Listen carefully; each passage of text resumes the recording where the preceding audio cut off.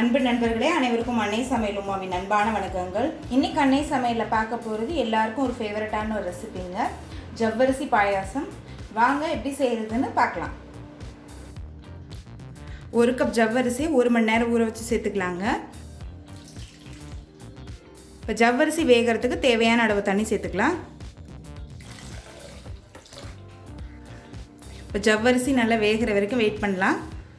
இப்போ 3 பாதாம் 3 முந்திரியை சுடு தண்ணியில் 20 நிமிஷம் ஊற வச்சு மிக்சியில் நைஸாக அரைச்சி வச்சுக்கலாங்க. இப்படி பாதாமே முந்திரி நீங்கள் அரைச்சி போட்டிங்கன்னா பாயசம் டேஸ்ட் ரொம்ப நல்லாயிருக்கும். நீங்கள் அரைக்க போகிறதுக்கு முன்னாடி பாதாமோட தோல் எடுத்துருங்க. அடுத்தது கொஞ்சம் குங்குமப்பூ எடுத்துக்கலாங்க. இப்போ சூடான பாலில் இதில் சேர்த்துக்கலாம். இப்போ இது ஒரு 10 நிமிஷம் ஊற வச்சுக்கலாங்க. குங்குமப்பூ சேர்க்குறது ஆப்ஷன் தாங்க, நீங்கள் விருப்பப்பட்டால் சேர்த்துக்கலாம், இல்லைனா வேண்டாம். இப்போ ஜவ்வரிசி பாருங்கள் நல்லா வெந்துருச்சுங்க.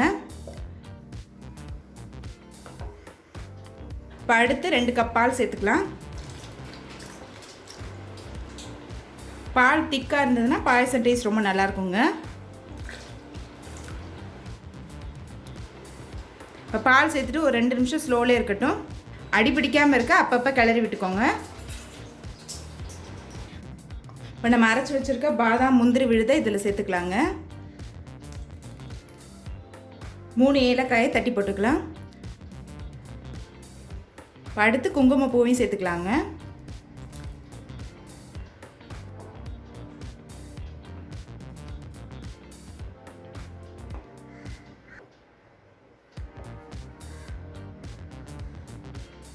பாதாம் முந்திரி அரைச்சி போடுறதுனால பாயசம் டேஸ்ட் ரொம்ப நல்லாயிருக்கும்.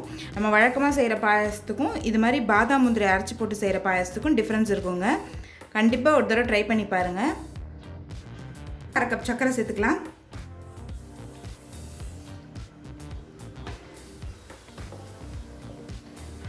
இப்போ சர்க்கரை கரையிற வரைக்கும் பாதாம் முந்திரி திராட்சையெல்லாம் வறுத்துக்கலாங்க. கடாயில் தேவையான அளவு நெய். இப்போ கொஞ்சம் பாதாம் சேர்த்துக்கலாங்க.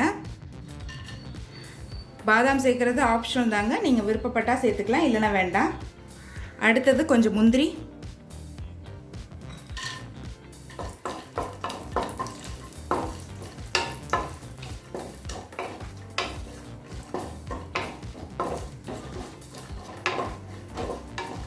இப்போ பாதாம் முந்திரி நல்ல கலர் மாறிடுச்சுங்க. அடுத்தது கொஞ்சம் கருப்பு திராட்சை சேர்த்துக்கலாம்.